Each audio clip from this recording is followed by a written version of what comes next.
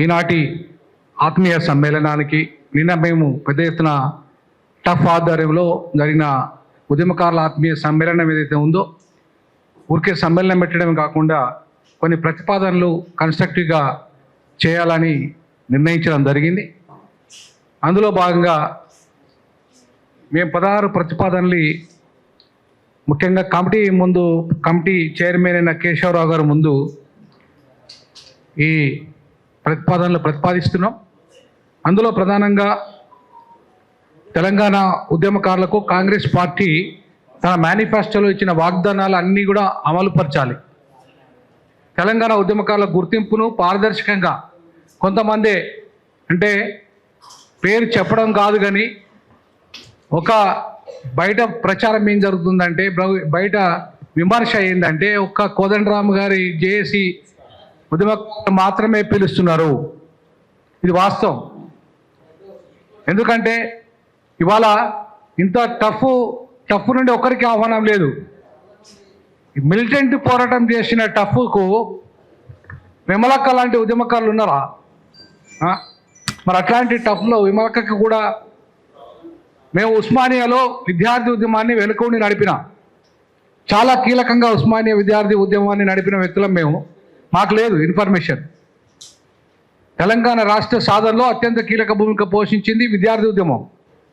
ఇలా విద్యార్థి ఉద్యమం లేకపోతే తెలంగాణ రాష్ట్రం లేదు.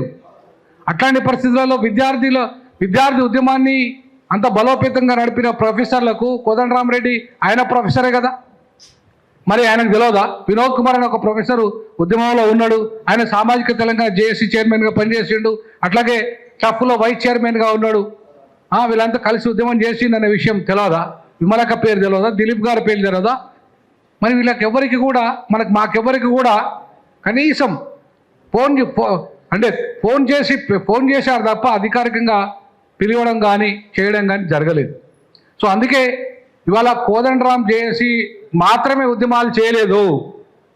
అంతకంటే ముందు మేము ఈ ఉద్యమాన్ని ఉద్యమ జేఏసీ రూపంలో మొదట ప్రారంభించినాము.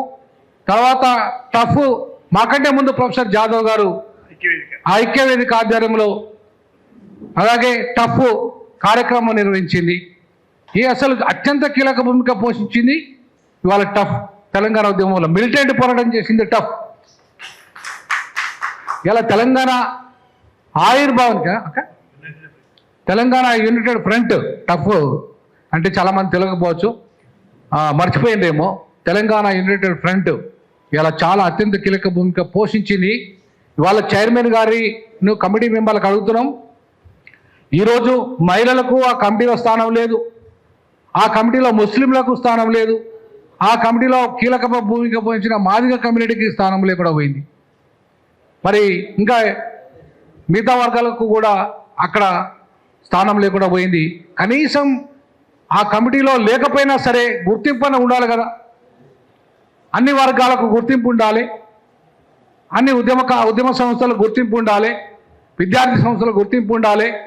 ఇవేమి లేకుండా ఇష్టరాజ్యంగా చేస్తే ఊరుకునేది లేదు. ఖచ్చితంగా ప్రజాపక్షాన నిలబడి కొట్లాడతామని చెప్పేసి ఈ సందర్భంగా తెలియజేస్తా ఉన్నాం.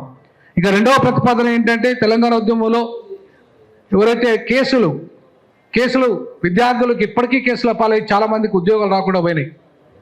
అక్కలాంటి వాళ్ళ మీద పెద్ద కేసులు పెట్టి ఇప్పటికీ కూడా వాళ్ళు కోర్టుల చుట్టూ తిరుగుతున్నారు.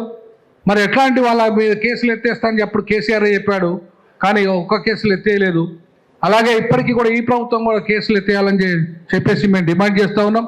తెలంగాణ ఉద్యమాన్ని దెబ్బతీయడానికి విమక లాంటి వాళ్ళ మీద పెట్టిన అక్రమ కేసులను, విద్యార్థి ఉద్యమ నాయకుల మీద పెట్టిన అక్రమ కేసులను ఖచ్చితంగా వెంటనే ప్రభుత్వము ఎత్తివేయాలని చెప్పి డిమాండ్ చేస్తూ ఉన్నాం.